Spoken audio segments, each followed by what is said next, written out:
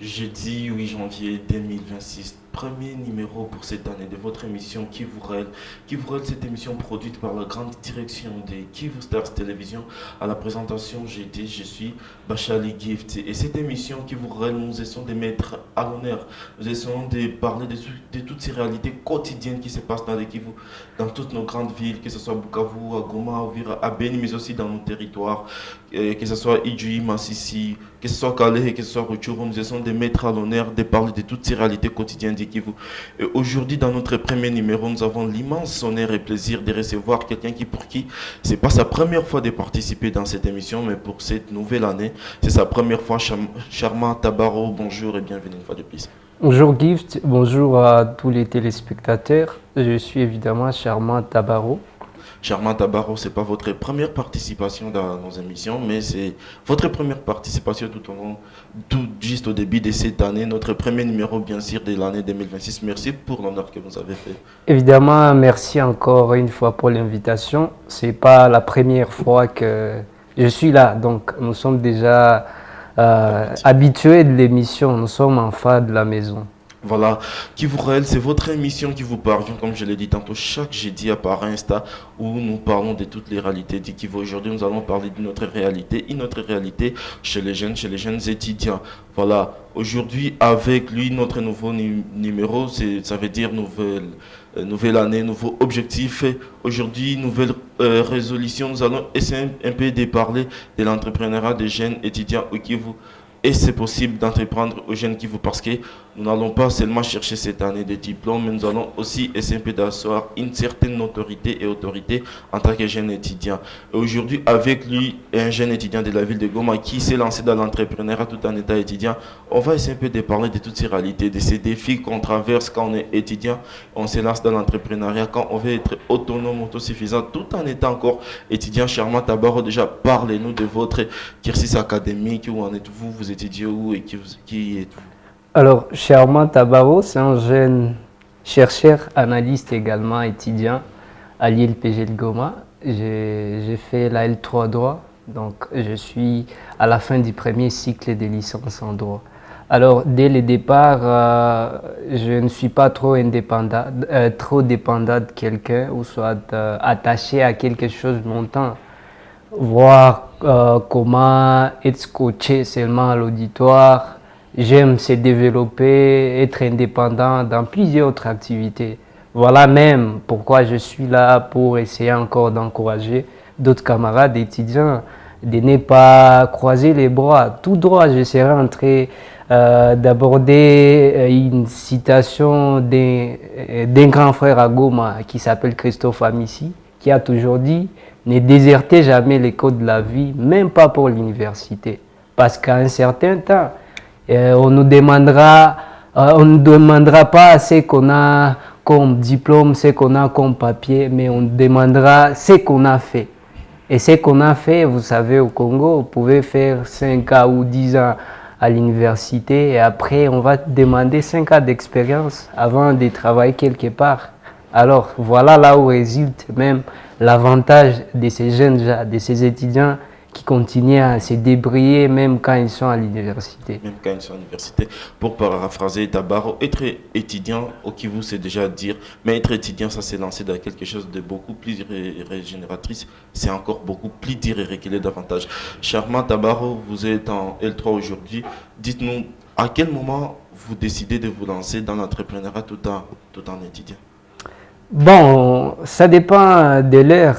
Comme maintenant, les autres peut-être peuvent être à l'auditoire. Et moi, je me décide d'aller faire autre chose qui peut-être payera après 5 ou 10 ans. Pourquoi donc?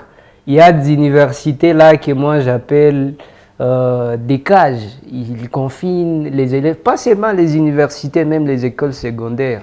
Vous enfermez quelqu'un de 6h à 17h, à 18h. Il n'a pas l'air de penser à sa vie future. Et ça, vous pensez que la personne va au moins se développer plus. Il faut quand même voir ces personnes qui se développent même dans la vie. Ce sont ces personnes-là qui ne sont pas condamnées, qui ne sont pas confinées.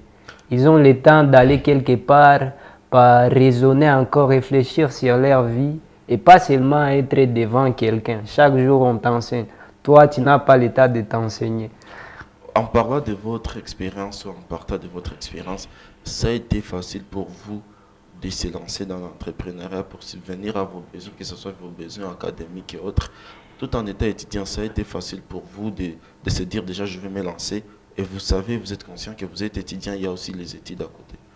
Évidemment, ça n'a pas toujours été facile parce qu'avec les études, surtout les universités que nous autres nous fréquentons, c'est dire vraiment d'entreprendre. Moi, je préfère beaucoup plus dans les mondes, entreprendre dans le monde humanitaire. Donc, j'investis aussi dans les humains à travers mes activités caritatives, mais également dans le monde culturel. J'organise des activités, des conférences, des génies en herbe. Donc, ça prend également du temps. Et encore étudiant, vraiment, ça ne me permet pas beaucoup d'être concentré, même si on peut faire mieux à l'école et ailleurs. C'est parce qu'on a une vision en fait. En parlant de vos activités, récemment vous aviez des activités de génies en herbe, vous avez été appelé à organiser ces activités dans la province du Sud Kivu à Idji. Comment est-ce que vous faites? Parce que vous faites là-bas par exemple des semaines tout en étant étudiant. Comment est-ce que vous arrivez à trouver des nuances? Oui, comme je le disais en préambule, il ne faut jamais déserter l'école de la vie, même pas pour l'université, c'est ce que disait mon aîné Christophe Amissi. Donc, j'essaie de faire 50%, 50% partout. Je suis dans la province du Sud Kivu pour une mission peut-être en train de travailler, soit à Sake, ailleurs.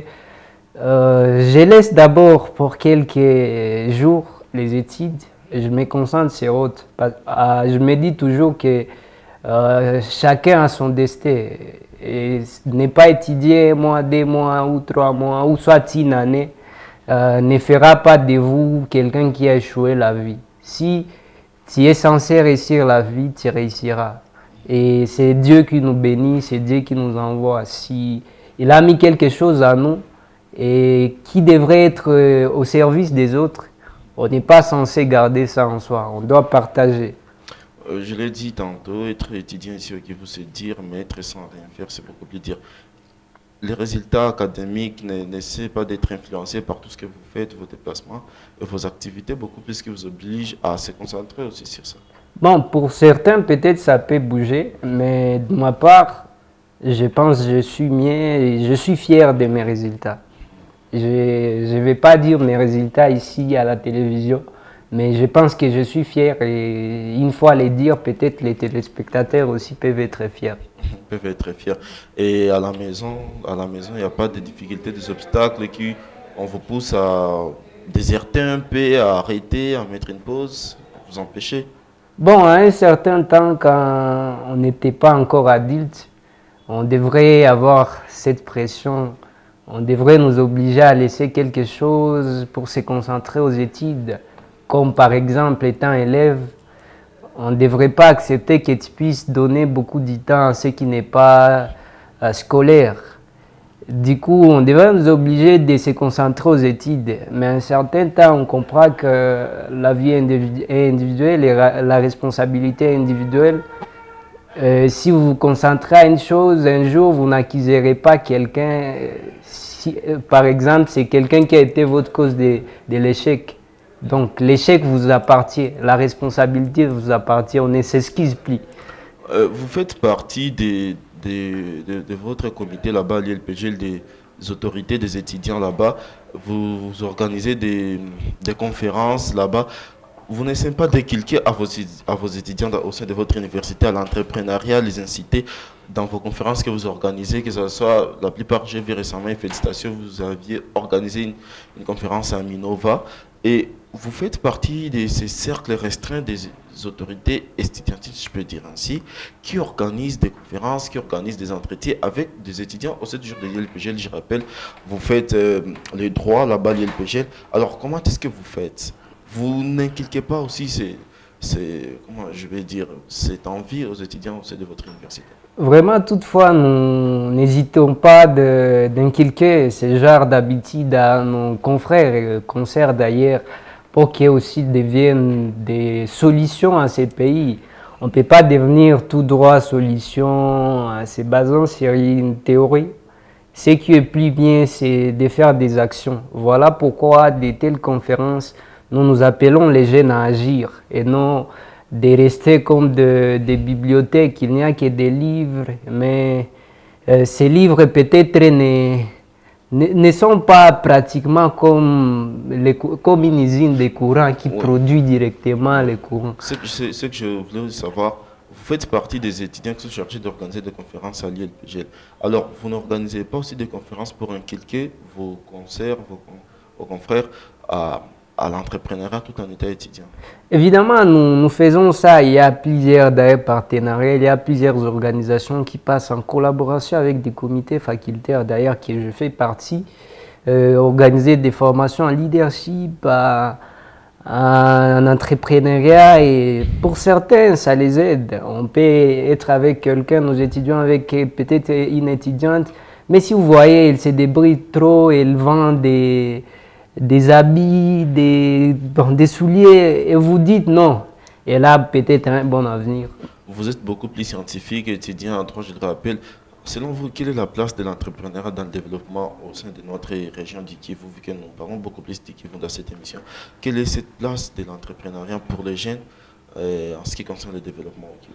Alors, premièrement, dans une région ou dans un pays où il n'y a pas trop d'emplois, les jeunes ne créent plus l'emploi, donc l'État ne crée plus l'emploi et les jeunes ne créent plus l'emploi, la responsabilité serait individuelle. Chacun doit voir comment créer et comment investir pour se sortir du chômage ou soit de ces cercles des pauvres.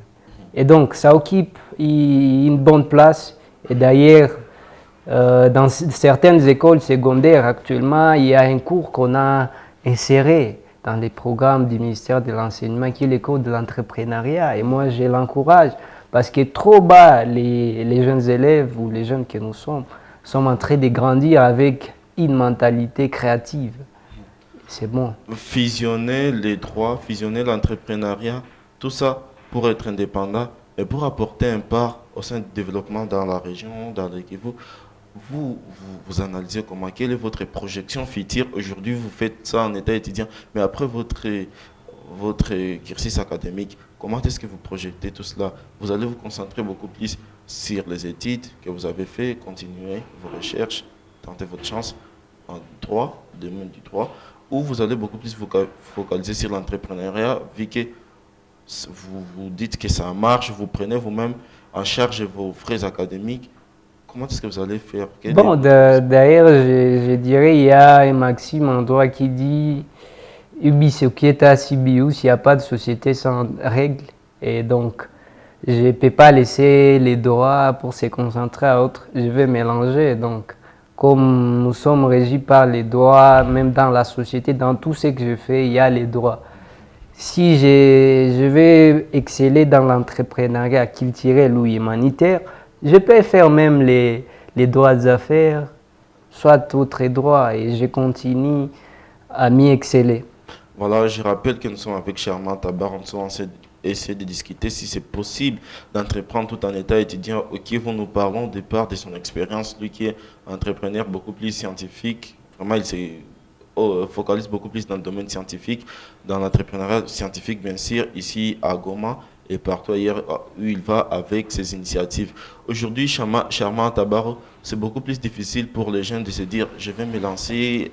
Les études vivent dans cette philosophie des métandis, comme disait Christopher, dans cette philosophie beaucoup plus des métandis. Aujourd'hui, vous fréquentez, vous, quotidiennement, toutes ces personnes qui vivent dans cette philosophie des métandis, attendre et patienter.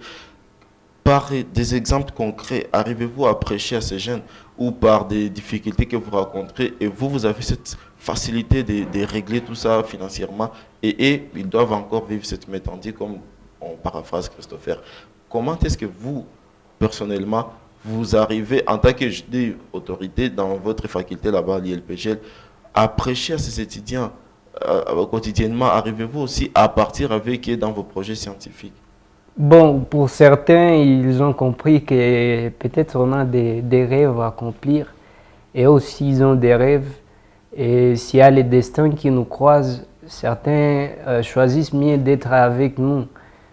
C'est là, vous allez voir, certains camarades disent Charmant, il faut aussi nous inviter dans des initiatives. Parce que j'ai déjà eu une ASB à Goma, Pamoja International, qui déjà regorge plusieurs jeunes. Et il y a certains camarades, certains amis qui continuent à se joindre à nous quand ils voient ce que nous sommes en train de faire à notre bas âge. Aujourd'hui, il n'y a pas l'appui du gouvernement qui vous appuie dans ce que vous faites. Alors, à un certain moment, vous ne voulez plus désister?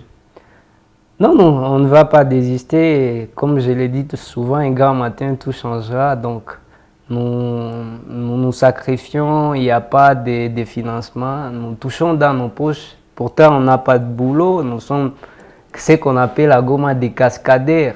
Mais nous croyons seulement qu'un jour, tout va changer.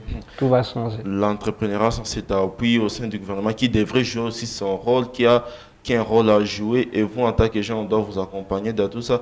À un certain moment, ça décourage parce que d'autres jeunes, d'autres étudiants, quand vous essayez d'en parler avec eux, ils sont découragés parce qu'eux-mêmes, ils sont au four et au moulin, eux-mêmes, ils essaient de tout faire. Aujourd'hui, vous êtes totalement indépendant, vous n'avez plus encore cet appui que vous rêviez ou que vous pouviez avoir auparavant.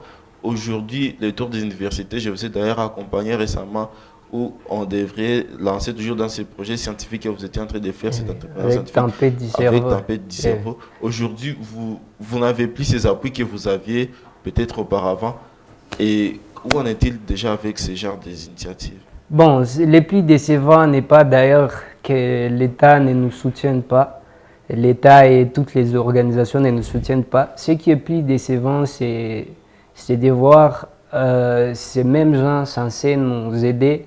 Ce sont ces mêmes gens qui nous taxent trop. Imagine un jeune entrepreneur qui ouvre une boutique avec pas moins de 500 $ et que les taxes iront au-delà des 500 $. Imagine quel sera l'essor qui va continuer. C'est ça la plus grande déception d'ailleurs. Parce qu'au sein de notre émission, nous primons beaucoup plus des reportages et vous nous avez autorisé prochainement à faire des reportages avec vous, à vous accompagner dans vos activités. Nous allons les faire et essayer de les projeter. Vous avez un message spécial beaucoup plus à s'adresser à vos confrères étudiants et étudiantes ici dans la ville, dans la région et surtout à la jeunesse, à ce qui vous concerne, vous, entreprendre tout en étudiant.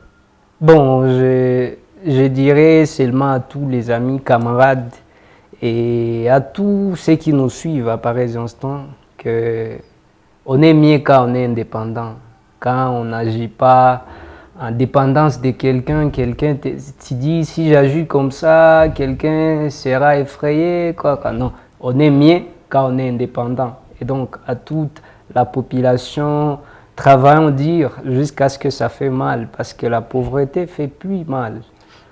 Beaucoup plus des étudiants qui ont peur des challenges, qui ont peur des challenges du début, parce qu'au début c'est beaucoup plus dur d'ailleurs. Qu'avez-vous à dire à ces jeunes qui ont beaucoup plus peur de ces challenges que vous avez à surmonter? Bon, aujourd'hui, parce que vous avez commencé depuis L1, je me rappelle, quand vous étiez avec Amini, aujourd'hui vous continuez toujours à y bosser. Qu'est-ce que vous avez à dire à ces jeunes qui ont peur des challenges? Vraiment, j'ai fait déjà plusieurs années sur terrain, déjà depuis la 5e année secondaire. Je m'étais déployé au terrain. Et donc, à tous ces amis, ils doivent comprendre que les grands hommes, ce sont ces gens-là qui ont souffert, qui ont enduré et à la fin ont obtenu ce qu'ils rêvaient. Continuons de souffrir pour un petit temps, pour qu'un jour nos enfants ne souffrent plus.